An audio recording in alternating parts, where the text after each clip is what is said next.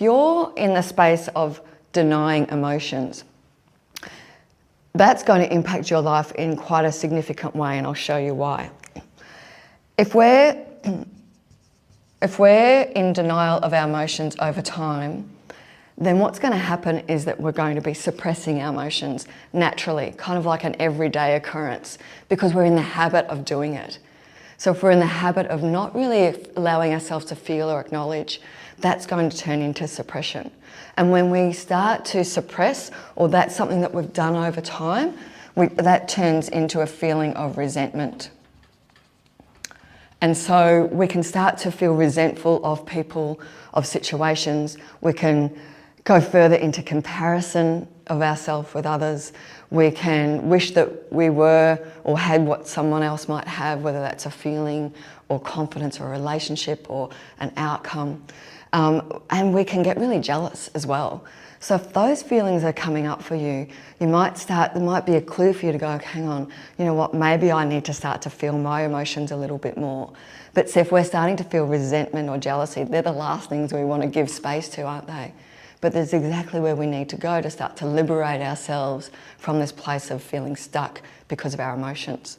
So if you're denying your emotions over time, and most of us, by the way, have been doing that, because from birth, we learn to disconnect from the authentic guidance within us, and we start to behave in ways that others prefer, because that feels good when we make others happy.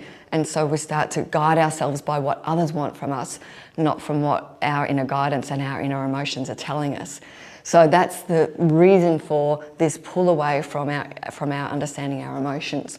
So we want to start to reconnect back with that understanding. You with me?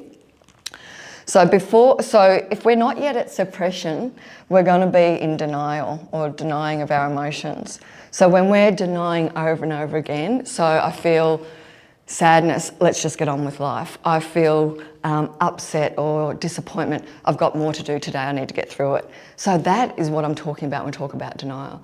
I feel disappointed in what my partner's just done, I'm just going to forget it and just move on and kind of make excuses. So that is what I'm calling denial, yes? And when we're in denial, we're in a state of disconnection.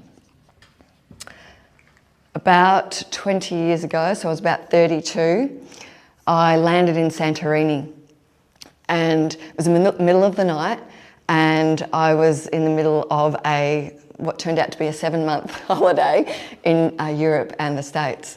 And I was to be picked up, I was to meet my partner. We were travelling independently but also travelling together. And my partner was going to pick me up from the dock in Santorini after I got off the ferry.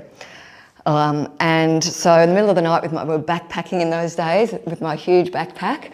I turned up and my partner wasn't there, but our mutual friend was there on a little scooter.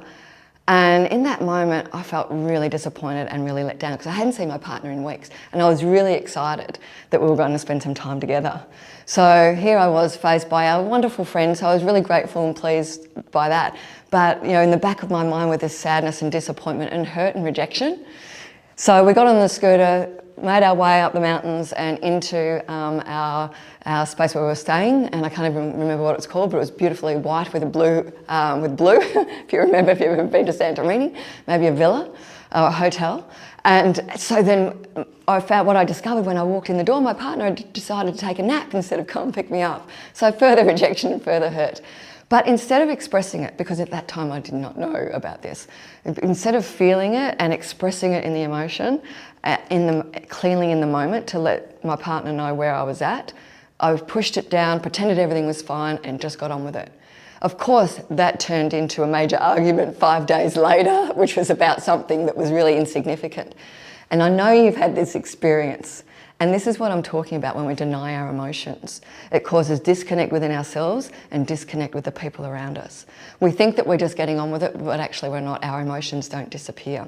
And the difference between feelings and emotions is really important here, because feelings are something that, and this is one of the definitions, are expressed in the moment or felt in the moment, so a conscious awareness, whereas emotions are subconscious and push down and affect our behaviour in ways that we don't even realise they're affecting or impacting or driving.